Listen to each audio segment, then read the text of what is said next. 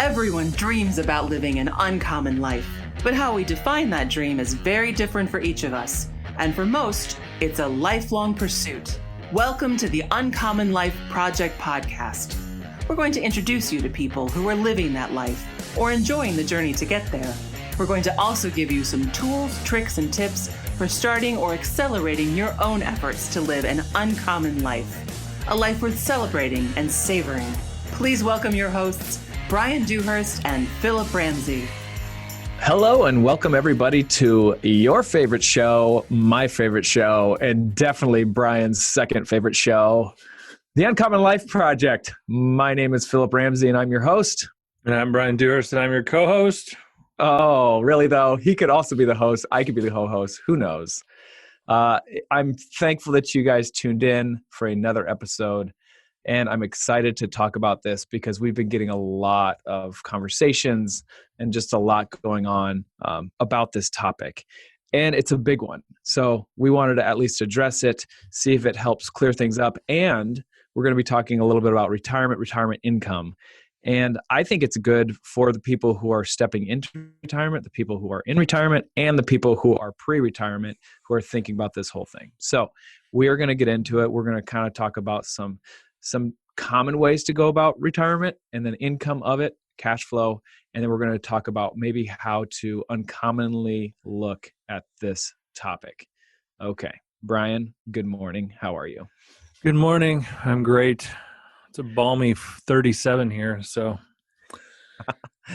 oh man. So give them a caveat about who we are, Uncommon Wealth, and how we got here. Go. Yeah, we are the Uncommon Wealth Partners. We are, helping people build wealth, retire, make financial related decisions. And especially, I think, as we approach the release of our new book, how to integrate, multiple streams of income, how to, integrate the big buzzword residual income, whether that's through, entrepreneurship and starting a business or real estate or investments. Or anything else, it's integrating that passion as the focus and being fulfilled in your life as maybe more of the pursuit. And then how do we build, wealth and income around that? And so, yeah, we're super excited to be partnering with so many people and especially through, 2020 and COVID has just been an amazing year for us to get to help so many people, through once, hopefully in a 1 in 100 year type of an event and make financial decisions and continue moving forward. Right. Great job. I think I want to key on one thing you said is wealth. Like always, it seems to me that people, when they start talking about wealth, think about financial wealth or like dollar bills. And there's so much more that goes on to your wealth as a person. And so we like to focus on all of the aspects, not just your money. Although money is a tool to help you get to what you want to get to or accomplish goals and things. And sometimes it's not, honestly. And so we try to take a bigger picture about wealth, try to figure out who you are, and then help you accomplish things. So that's who we are. And today we're going to talk about retirement. So some questions that come up are, when do I take Social Security? Do I pay off my house or not? Like, what if we want to downsize? Like these kind of, I'd say, questions are coming up a lot for these people who are going to be stepping into retirement. And so when we talk about all of this, a big component is Social Security. Now, if you are 32 and you're listening to this podcast, chances are Social Security will change when you get to retirement age. But Bryan and I are both in the belief that it's going to be there at some capacity. You've been paying in for a long time. If they try to change that, it's going to be, or if they try to completely get rid of it, it's going to be a problem. But you're going to have some kind of benefit there. What that is, not sure. But for a lot of people who are 59 and a half or getting to that age, it is a benefit for them. And it's a decision they need to make. So that's the first question that we'll kind of talk about with our clients is, maybe longevity, or do they have health on their side? Has their family history been one of longevity, or have they've historically passed away sooner? how are they feeling currently, what's their kind of health backgrounds, because at the end of the day, what are the two questions that it comes down to for Social Security, Bryan? Yeah, the main two questions are, how long are you going to live and how much do you need to spend a month? And obviously, most people don't know the answer to number one. And sadly, most people don't know the answer to number two. Yeah. And it's hard. Budgeting is hard. We get that. It's difficult. And even in this day and age with all this technology, it's not fun to do. But it is the front lines of the war in building wealth, financial wealth, and super important. All right. So Social Security, sitting down with the client and they say, when do I take Social Security? We ask them these questions. We kind of start figuring out what their monthly expenses are on a normal life. And honestly, it's not rocket science. We just try to figure out what they were making at their current job, and we try to duplicate that in retirement. So if, let's say, $5,500 was hitting their bank account every month when they were working, guess what we try to do in retirement? $5,500 in retirement. Yeah, and the adage, if you do a lot of research online, the calculators and gurus will say, you only need 70% of what you were making. Most people don't like to hear that. Right. I don't like to hear that. Yeah, and I think, post-COVID with inflation, I don't think it's largely as true anymore. And I don't want to go into a lot of tangents with this. I'm trying to keep this conversation concise. But the home decision is a real big factor in this budget decision. And what we often uncover is kind of like, we'll start the conversation and it'll be like, oh, how do I file for Social Security? And we talk about expenses and all those things. And then at the end of the meeting, it's like, oh, well, we kind of want to downsize our home. Well, that's like a whole other can of worms. Not saying it's bad or you shouldn't do it, but like what we're seeing with a lot of folks, I kind of want to go here first and then we can double back. What we see with a lot of folks is you're really not going to downsize in the sense of a payment or total expense of owning the home. It might be smaller, like you might go from 3,000 square feet to 1,800 square feet, but it's probably going to cost you what you're selling your house for. Right. Because you're going to either buy or build brand new. We're shooting this in October of 2020, and we're hearing from lots of people that are building and other home builders that material expense is through the roof, through the supply shortfalls due to COVID and everything shutting down. And then, just so many people relocating out of California, which is real. And so many people now working from home. You have like Coinbase, the big crypto company, they're saying 100% of their people can work from home. Microsoft has taken that bent. Some other major companies are taking that platform as well. So, you're talking about hundreds of thousands, millions of people that are now not driving into work and can live wherever they want to live. And so you're going to see massive shifts in the housing market. And so anyways, when you look at those, like let's say you go into one of these 55 and up communities, we're in Central Iowa, you're not getting into one of those units for less than $400,000. Right. And then you go and do the thing and you can get the upgrades and the extra bedroom. And now you're closer to $500,000. Right. Wait, you want toilets with that? Okay. We're going to have to upgrade you, You want sleeping bags for your guests? Yes. And then you have HOA fees, which you probably don't have right now at your house. Now you have an expense to shovel or mow and all that stuff. But now you have this HOA expense. And then if you're switching states, which a lot of people are doing, you got to look at the state income tax ramifications on your budget, and then also the property tax ramifications on your budget. We just had a couple, they're moving from the South, super low property taxes, moving to the Midwest, and it's going to be like a 5X jump in just property taxes. That's not like 5Xing your entertainment budget or your clothing budget. That's just money coming out that you're not, I'm not saying you're not benefiting from it, but you're largely not going to notice it. And so these things have a massive impact on your retirement. So I feel like our advice is always like, if you can move while you're still working, yes, do it before and handle these adjustments in your budget and get to the other side of this major, decision, then we'll have a much clearer picture of what your budget will be and if, that's sustainable or not. But tackling that after you retire and after, your major income source shuts off and now you're relying more solely on your own money, it's a, there's risks in that. And so I think I wanted to hit that, and then we can kind of double back to the expenses. Think about just changing houses for a second. Mm-hmm. Because you probably have lived there, or the person has probably lived there for several years, if not, double digits, maybe 20 years. Now, of course, that's appreciated. But the interesting thing is, whatever that new appreciated price is, you're not going to go buy a house that's going to be obviously a little bit more money, right? And if you're going to try to get to the quality, even if you downsize, you're going to probably get a newer house. And that house costs are different than it was 20 years ago. For sure. Right? So people are stepping into a house, whether or not it's $400,000, but what they're finding is, wait a second, what I can buy for the money that I can today, I feel like the house that I'm in currently is nicer than that. It seems like that's happening across the board. So what they have to do is almost upgrade. So they think they're going to downgrade or downsize, which is probably true, but it doesn't mean downsize on the price.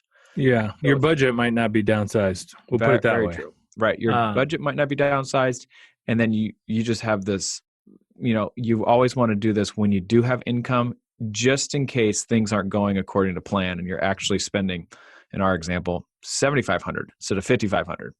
That's probably extreme, but you get what we're trying to say is do this while you have an income. Also, from the bank's perspective, it's always easier to get a loan when you have income. Now, you totally can do it when you're retired.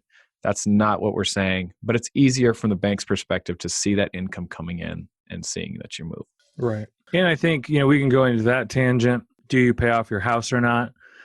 We have a lot of retirees that still have a mortgage payment. I think when you look at the national average, most people over 60 still have a mortgage payment. And so, obviously we're in a very low interest rate environment. A lot of our clients are refinancing, that type of thing, or securing a new property for, under 3.25% or even under 3% mortgage rates, which, obviously are historically low. We do think that mortgage rates will continue to trend lower, not higher, just because of the dynamics and demographics and the, national debts and the way the banking system is set up. Most of Europe is already in a zero interest rate environment. You can get 20-year mortgages in Europe for 0%. The Bank of England just went to negative interest rates on checking and savings accounts. And so we think that interest rates will trend towards zero here in the United States. We're the best credit risk in the world. So I don't see why interest rates would go up. And then when you look at our national debt approaching $30 trillion after, these politicians pass this next stimulus bill, which looks to be happening, it's going to be close to $2 to $3 trillion plus our deficits, plus interest, plus, plus, we'll be at 30 trillion in national debt. So there's really no way the Fed can raise rates into that. And if you think about it, this is the way that I kind of process through that, because it's a lot of stuff. That's like Bryan level detail. This is Phillip's level detail. If you had $1 million on a credit card, the last thing you would do is call the credit card company and be like, hey, could you raise my interest rate on that credit card? You just wouldn't do it. Now multiply that how many times? Trillions. And that's kind of what they're saying is, so it's hard for them to raise interest rates when there's so much debt happening. Exactly. Okay. And you're never going to pay it off. That's the other rub. Yeah, that's true. So here's another thing too. So the question always will come up, should we pay off our mortgage? And there's a lot of things that go into this. That being said, interest rates are at an all-time low. So you have to do the benefits to risk. If you have $200,000 worth of debt in your home, it might not benefit you paying off that by taking a lump sum of your IRA or a lump sum of your money that you have nested for retirement and pay off that mortgage. Because the amount of money that you can generate from interest off that 200 might be more than the actual mortgage itself. So just having the banks take more of that risk on and you can just pay monthly payments might be wiser. Now, there's always a psychological point of this. Like, I just want my house paid off. Right. So let's go back. If you're there, I think, on the other side of the coin is if you're under like 100,000 or 75,000 and that finish line is in sight, then we really would encourage you, just get it done, get it paid off. Right. And get rid of that payment. But, especially if you're still working, and I think that's a good segue into kind of our next topic. Right. So at the end of the day, a lot of times we will start with how much money will you need in retirement, at least to your knowledge now. And then we get that number. A lot of times then we'll look at how do we maximize Social Security, which then it normally goes, if we want to maximize Social Security, the most easy way to process through this is, okay, as soon as I'm going on Social Security, whatever that date is, let's say it's 66 and a half for that individual, then I'm going to retire at 66 and a half. And everyone puts this like date on the calendar. I'm telling you, and Brian's telling you, like, it's a struggle bus to get to that date. Once you have a date on the calendar, there's really nothing you can do except fall victim to the freaking calendar, and it just starts ticking along. It's brutal bus. And we're speaking from experience with working with lots of families that have planned it this way, and I'm serious, like not one of them has made it to that date. Right. Why is that? I don't know. But like, it's something psychological. Like when you put something on a date, it's like forcing you to do something that you just like, I don't want to do for whatever reason. And it's interesting because, I was thinking about this the other day. We had like 5 meetings in a week with basically the same conversation, and it's great. Like we love helping people. And so I was thinking about it in the context because my parents were just in town, and I'm like, why is my mom still working? And I'm like, she's never set a date. She kind of just I'll reevaluate my situation, and she's just never set a date, and she continues to work, and she loves what she does. And she is drawing Social Security now and working. And so she's kind of double dipping and she's enjoying it, and so it's just like, I don't really feel a need to stop. So that's kind of what the synthesis for this conversation is. And having a few people say like, well, I'm just going to set this date and then I'll be done. And it's like, well, I don't know that you're going to get there. And that's okay. I think that's the other side of it. It's okay if you don't make it to that line in the sand. It's okay. Right. That is the beauty of Social Security. Every month you don't take it, the amount you're going to get out is a little bit more. And so looking at it in terms of this, like, well, I only need 4 more years. Like, well, we really could take it a month at a time. But with that, the government has closed a lot of the filing strategies for Social Security, and every person's situation is different. Right. And so what we do is obviously there's like some information that we need off of your Social Security record, and then other things that can play into this. Some of the, if you were one of the railroad employees, or if you're a government employee, if you have a family member with a disability that's getting money, if you're a foreign national, we have people from other countries that are now U.S. citizens that have retirement in their previous country, and that can impact their retirement in this country. So every person's situation is different. And then we kind of go to, I'll do a shameless plug here, mainly because I like kind of Peyton Manning and his commercials at Nationwide. But Nationwide has a really great Social Security desk. They pay for it. It's free. We can access that because we do business with Nationwide on some things. And we can just go through your personal situation with the team at Nationwide, and they can speak to your different filing options. And then we can help kind of narrow down what the plan is of, how to best execute and optimize Social Security for your plan. Perfect. Okay. So although I just said do not set the date, or it's not as powerful as you think, I think it's the first step to say, hey, 66 and a half, and this date, this month, this year, you're going to retire. Now, the next point I think is the key. But let's start thinking about goals that you can accomplish to help you exponentially speed up that process if you want. For example, some things that we've told people is like, hey, when your 401k gets over this amount of money, then you can punch out early. Or, hey, if you pay off your mortgage, I don't know what it is, but if you pay off your mortgage, or you pay off this kind of, that kind of debt, that all changes your retirement picture, and for the better, and you can control that. So what we found is like, yeah, here's the date. That's when we're like, hey, you're good. You can retire then. The optimal date based on just the numbers. Right. Now, if this, and this happen, that optimal date may move forward because the numbers have gotten better. So that to us is the most healthy way to be able to sit somebody down, say, here's the date, but if this, and this happens, that date can be sooner. Now we put control back into the individual, and now they feel like it's almost a game and there's a scoreboard. They want to beat it. It's so much more exciting for everyone. Yeah. And, So, if something happened or whatever, you inherit some money, or you have a stock that goes way up, or, whatever, you can really cheat that date. And it's just a lot more fun psychologically to have that freedom and flexibility, as opposed to feeling like you're stuck in a cubicle, dredging out the next 3 years of your life. right. Especially in central Iowa, and we have a little thing called winter and snow and all of that. So anyways. Right. So I think setting a goal is great, and not only a goal, but also a date. Like, hey, here's the date. Everyone's unified on that, but we also are unified if we save more or we spend more money trying to get rid of the debt that we have, then it put things back in our camp, and then we can control a little bit more. Two things I want to hit on Social Security, because these came up with clients in the last couple of weeks, and they were confused on these points, and I think they're really important. We'll just reiterate them.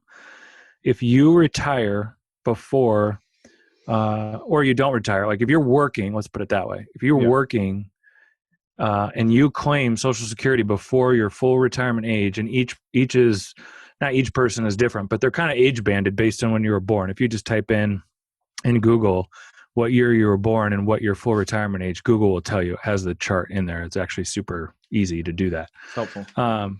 But if you if you take Social Security before your full retirement age and you still plan on working, there's a threshold at how much money you can make without being overly taxed. And I think right now, I'm just going to ballpark it, it's about 18 grand. It changes with inflation and the IRS every year, and it's a really goofy number, but let's just say it's about 18 grand. And if you make over that, they are going to tax you at a 50% tax rate. So if you made 30 grand, you're going to lose 6 grand of that 12 to taxes.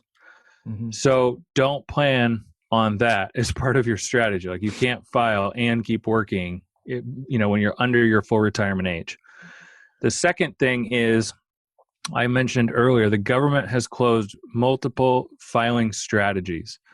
And one of the big ones is filing off of your spouse's record.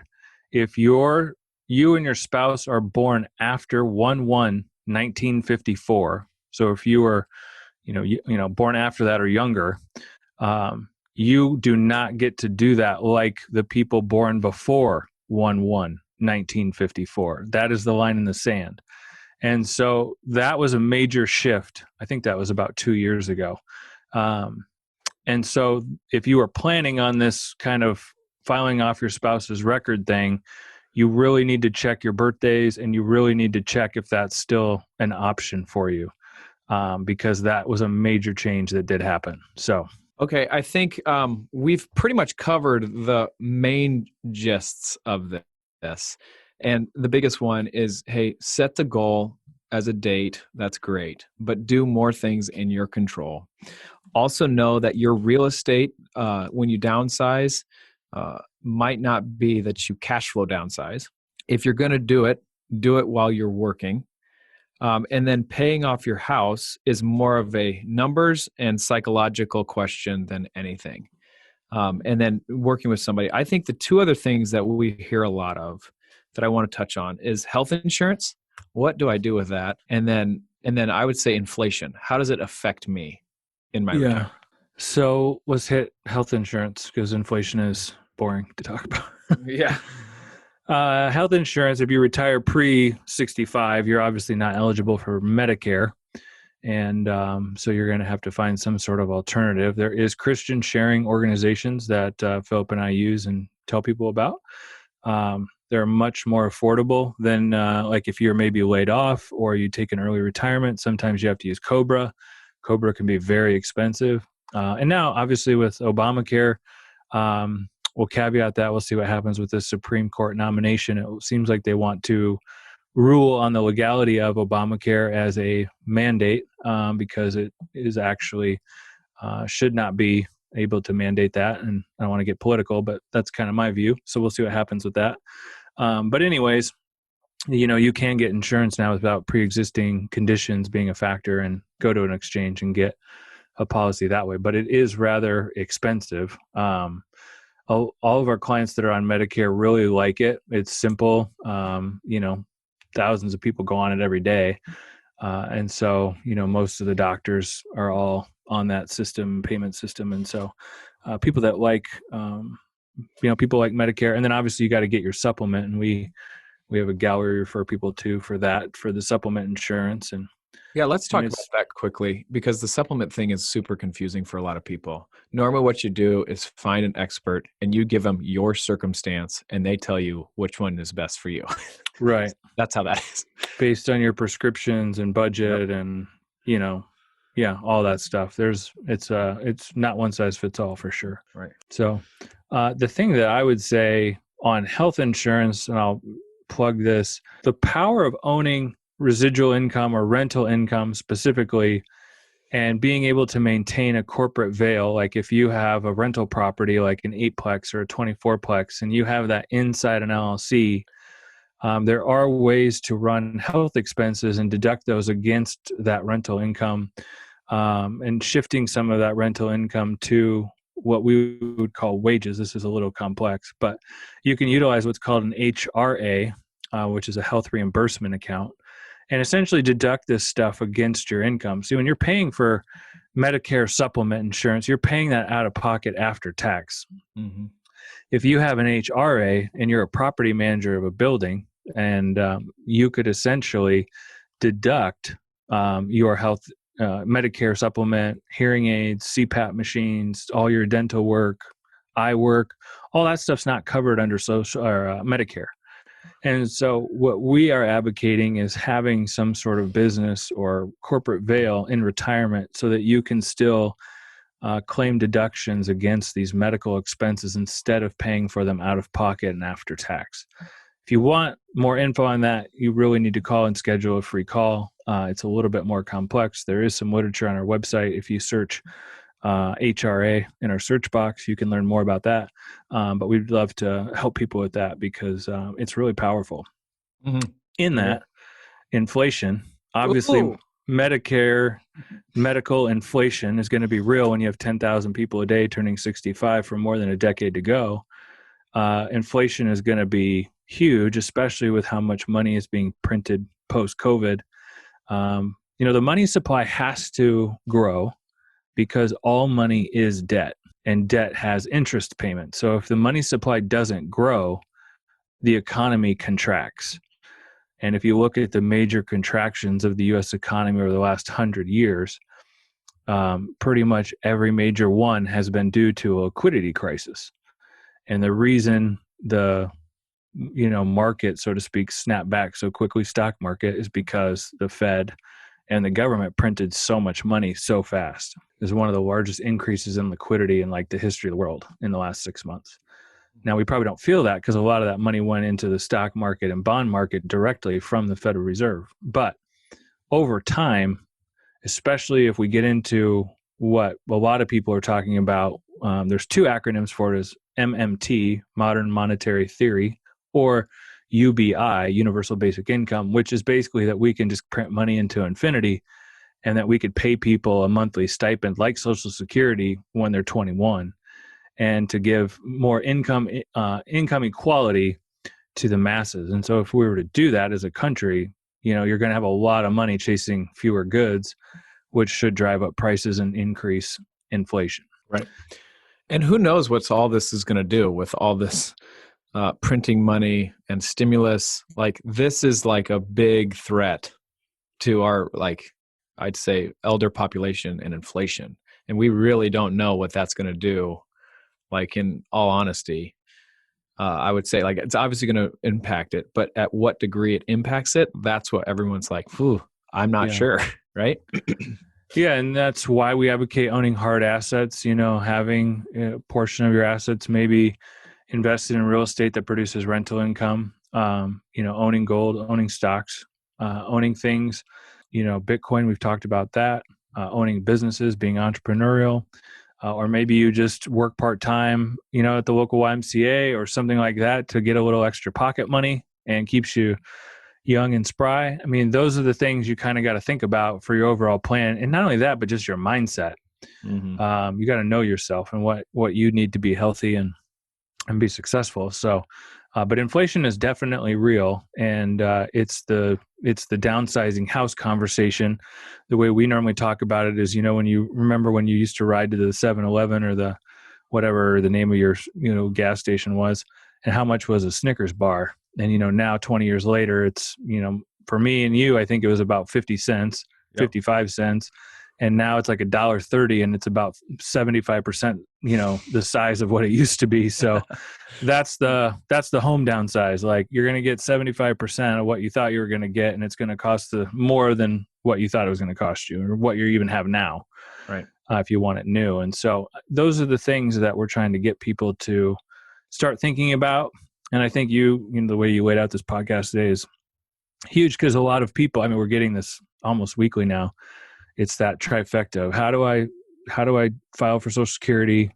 Do I downsize or move houses? Ours is outdated. We don't really want to put the money into it. We want a smaller footprint.